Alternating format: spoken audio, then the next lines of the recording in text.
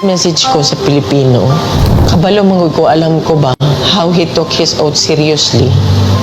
Gihimo niya ang tanan para sa Pilipino. Gusto niya may maayos na buhay ang bawat Pilipino. Gi-make sure niya na ang mga tao maka-avail sa medical assistance when he was president.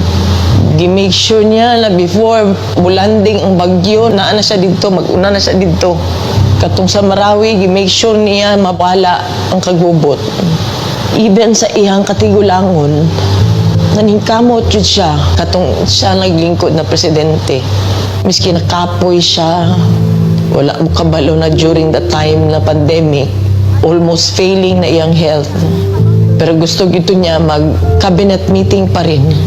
He does not care kung magka-COVID siya. He doesn't deserve this kind of treatment. Di na magani, gusto na siya mo trabaho. Di na gusto mo dagan ng papolitika. Ang tao lang si pamugos niya. Kinakatilang mo sa kind of leadership na iyang gihatag. You may find his mouth very foul.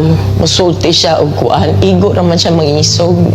I remember that time na giingnan ako ayuhan ng Pasig River. Giingnan ako na siya. Dali naman na pag-isog-isog lang man ka. Maura man na iya ha. Ang isog-isog niya na iresulta. Maayong tayo nag-inabuso na siya during sa iyang presidency. Wala nag-abuso. Wala ngawat. Ipakubaba siya, miski presidente na siya. Makita niyo mo siya matrato-tao. Naluhoy ko kay pagkaon na lang ang gusto. Dili na siya materialistic. He doesn't care kung naa siya'y kwarta o wala. He doesn't care kung unsa iya ang isuot. Daan.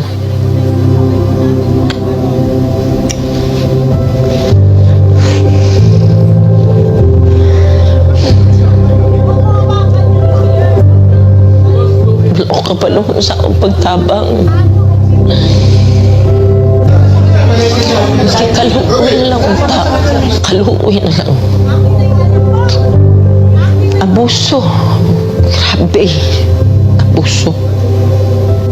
Simple lang ay yung gusto. Deprive pa yun ninyo.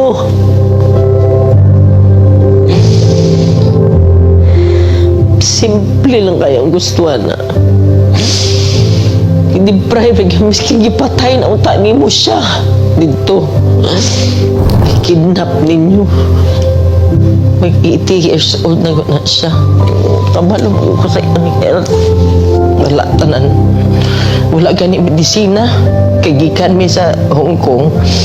Good for 3 days lang iyang dala. Pati sa nina. Kapi, abuso.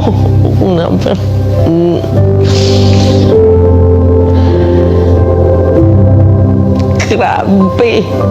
Wala man na siya ni trigger o pusil. Maski isa. Wala man na siya gi-pusil. Wala man na siya gidunggab. Hina-accusations 9 kabuo. Asa man ang 9. Wala maganin niya magkiti. Siguro ng 9 na gina-accuse siya. Ako gani. Grabe gani. Gulong na nilang gibulhot na nila diri sa Pilipinas na iyang natawan. Yung anak pag ginabuhat diri sa mga di ko katulog, dili ko makapuyo sa among sariling balay. Balo ka ba? First night na ako gikan sa katong pag-abot na mo uguan. Wala lang ko nakauli sa among balay. Nagplano-plano na lang ko asa ko matulog. Nangiyo lang ko. Wala ko kabaloon sa wala ko kabaloon sa Baluin ko kay ultimo pagkaon na ba? Minisaya lang ang gusto na. Uba naghandong mansyon ka na sa dili. God. Ano lang. Maghangyo ko sa inyo. Di undang ato di siya bubalik. Ayaw yun undang. Di undang. Please continue to pray for him. And for us nga maunsa na mo tabang Pilipino, tabang.